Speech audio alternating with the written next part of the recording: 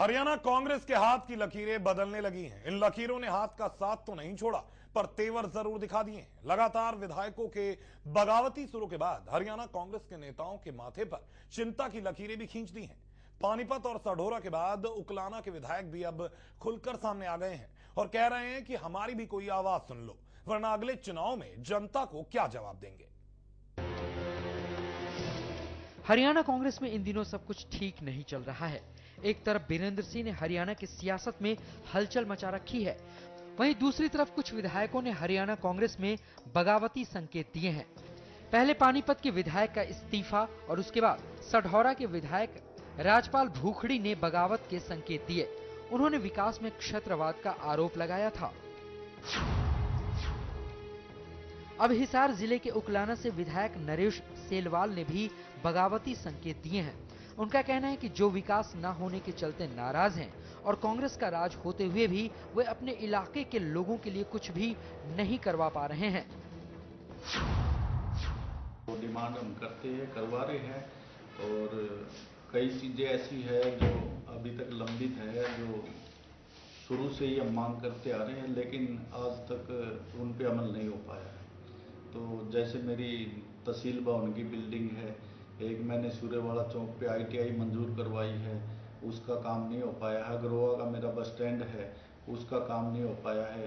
मेरी पावड़ा के अंदर स्किल डेवलपमेंट सेंटर की माननीय हमारी शिक्षा मंत्री जी ने घोषणा की थी, उस पर भी आज तक कोई काम नहीं हुआ है। बाकी स्टेडियम की मेरी मांग है, खरगपुनिया में, हसनगढ़ में, बुड्ढा खेड़ा में, मतलोडा में, तो वो भी मेरी लंबित पड़ी है। एक मतलोडा के अंदर मेरी अनाज मंडी का काम है, वो भी लंबित है। और पावड़ा और श्याम सुख और अग्रोहा, 3 अनाज मंडियों का काम मेरा, इनका भी आज तक लंबित है। हालांकि पार्टी छोड़ने या इस्तीफा देने की बात पर उन्होंने कहा कि वो पार्टी में रहकर ही अपने हितों के लिए संघर्ष करेंगे। मेरी कोशिश है कि भाई हमारे वर्करों से मैंने मीटिंग करी है, उकलाना में भी, अग्रोहा में भी, तो सभी वर्करों ने ये कहा कि भाई हमें इस्तीफा नहीं देना है, जनता ने आपको चुन के भेजा, आपने हमारे हकों की लड़ाई लड़नी है, और हम हर कदम पे अपनी लड़ाई लड़ते हैं। विधानसभा के अंदर जो हमारी सबसे बड़ी पंचायत मानी जाती है, मेरे पास कॉपी भी पड़ी है यहाँ विधानसभा स्पीच की। मैंने मेरे हल्के से संबंधित जो जो मांगे आई है जनता से, उसको बड़े सुंदर ढंग से विधानसभा के अंदर उठाया है। वो हमारे माननीय मुख्यमंत्री जी का काम है कि वो उनको माने या ना माने, लेकिन आज तक अमल नहीं हो सका। उन्होंने कहा कि इस हलके में विकास के प्रोजेक्ट के लिए अभी तक कोई भी ईंट नहीं रखी गई है, और कहीं पर अगर गलती से पत्थर रख भी दिया गया है तो उस पर कोई काम शुरू भी नहीं हो पाया है। मैंने हमारे हिसार की माननीय मुख्यमंत्री जी ने एक घोषणा करी थी कि हिसार में मल्टी स्पेशलिटी हॉस्पिटल बनाएंगे, लेकिन मल्टी स्पेशलिटी हॉस्पिटल बनाना तो दूर की बात, हिसार के अंदर से जो हमारी मशीनें थी वहाँ वेंटिलेटर की, उनको भी उठा के रोहतक में ले गए। रोहतक में नई मशीनें लगवा सकते थे मुख्यमंत्री जी। हमारा मल्टी स्पेशलिटी हॉस्पिटल की मैंने विधानसभा में मांग उठाई है, मेरी इस कॉपी के अंदर। दूसरा, मुख्यमंत्री जी ने लाला लाजपत राय यूनिवर्सिटी खोलने की जो एक हिसार के अंदर घोषणा की है, और उन्होंने पत्थर भी लगाया है, तो उसका आप देखिए कि मुख्यमंत्री जी ने स्वयं पत्थर लगाया लाला लाजपत राय यूनिवर्सिटी का। करीब 2 साल उसको हो गए हैं, आज तक वहां पे कोई एक भी ईंट नहीं लगी।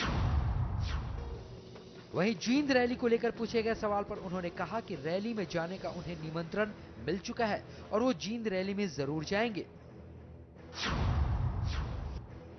अब देखना होगा कि हरियाणा पर राज कर रही कांग्रेस अपने हाथ की लकीरों को कैसे समेट कर रखती है, या एक बार फिर किसी और विधायक के बगावती सुर सामने आते हैं। हांसी से संदीप सैनी, MH1 न्यूज। यमुनानगर में सड़कों की हालत को खस्ता देखकर आम आदमी परेशान हो गया है, पर प्रशासन खुद की कागजी कार्रवाइयों में इतना मस्त है कि उसे सड़कों में गड्ढे दिखाई नहीं दे रहे। सड़कों के हालात इतने बदतर हैं कि लगातार मीडिया में आ रही खबरों के बावजूद खुद केंद्रीय मंत्री ऑस्कर फर्नांडिस यमुनानगर का जायजा लेने पहुंच गए। इस गुपचुप दौरे के बाद उम्मीद लगाई जा रही है कि यहां की सड़कों का कायापलट अब जल्द हो जाएगा। ऑस्कर फर्नांडिस का यमुनानगर दौरा, खराब सड़कों का जायजा लिया, अधिकारियों पर जमकर बरसे। कुमारी शैलजा भी साथ में थी। सड़कों के सुधरेंगे हालात, स्थानीय लोगों में जगी उम्मीद।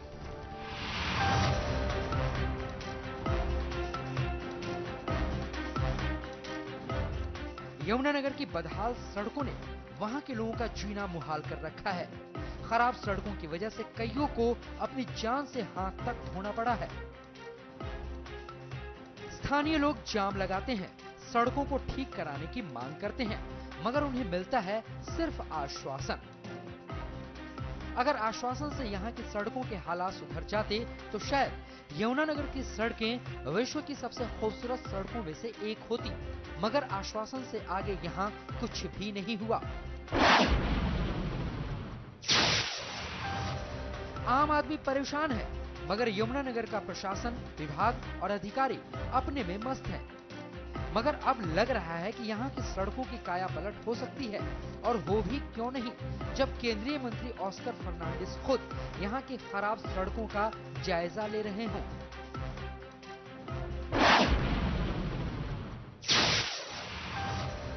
यमुनानगर निवासियों की तरफ से सड़कों को ठीक करवाने की लगातार हो रही मांग को देखते हुए केंद्रीय मंत्री कुमारी शैलजा ने उनकी आवाज बनकर उनकी बात को केंद्रीय मंत्री ऑस्कर फर्नांडिस तक पहुंचाया।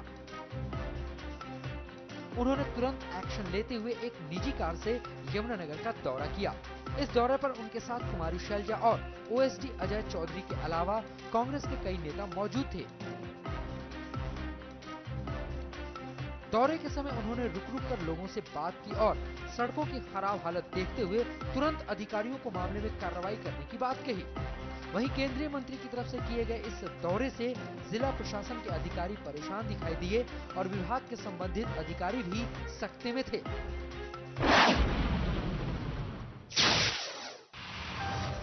केंद्रीय मंत्री ऑस्कर फर्नांडिस ने पीडब्ल्यूडी रेस्ट हाउस से लेकर कलानौर बॉर्डर तक सड़कों का जायजा लिया और सड़कों की हालत देखकर काफी खफा नजर आए। साथ ही उन्होंने अपने साथ आए कांग्रेस नेता और जगाधरी नगर परिषद के पूर्व प्रधान दर्शनलाल खेड़ा को दिल्ली पहुंचते ही इन सड़कों की मरम्मत का काम शुरू करवाने का आश्वासन दिया। पिपली से होते हुए, दिल्ली से होते हुए पिपली रास्ते से यमुनानगर पीडब्ल्यूडी से कलानौर बॉर्डर तक आए। उन्होंने सारे सड़क की खस्ता हालत है ये खुद देखी उन्होंने, और उन्होंने महसूस किया कि हालात बहुत ही खराब हैं। ये ऑस्कर फर्नांडिस जी को केंद्रीय मंत्री कुमारी शैलजा जी ने अनुरोध किया था कि आप उस सड़क की हालत को देख कर आएँ। उनके कहने के ऊपर ही मंत्री जी स्वयं, हालांकि ये बहुत बड़ी बात है, जिस मंत्री ने कश्मीर से लेकर के कन्याकुमारी तक पूरे देश की सड़कें बनानी होती हैं, वो इस सड़क को देखने के लिए स्वयं आए। उसका कारण यही था कि सड़क की जो हालत है वो इतनी गंभीर है, लोग परेशान इतने ज़्यादा हैं। 2 साल से सड़क खराब पड़ी है। आज से 3 माह पहले उस समय मंत्री जी सीपी जोशी जी थे, डॉक्टर अजय चौधरी शैलजा जी के ओएसडी हैं, उनके साथ नेशनल हाईवे की टीम आई थी। उन्होंने मौका किया था, रिपेयर के लिए 10 करोड़ रुपया सैंक्शन किया था। उसका कार्य जो है बहुत स्लो स्पीड में चल रहा है, लेकिन अधिकारियों ने बताया कि 10 करोड़ रुपया बहुत कम है, इतनी सड़क की ज़्यादा हालत ख़राब है। लगभग 26 करोड़ रुपए का एस्टीमेट है। तो बकाया राशि के लिए भी मंत्री जी को शैलजा जी ने अनुरोध किया है, और वो आश्वासन दे करके गए हैं कि दिल्ली जाते ही इसके ऊपर तुरंत कार्रवाई की जाएगी।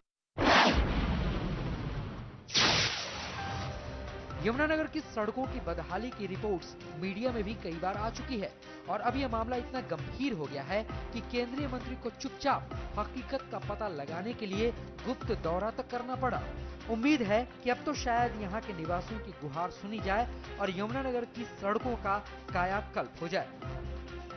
यमुनानगर से सुरेंद्र मेहता,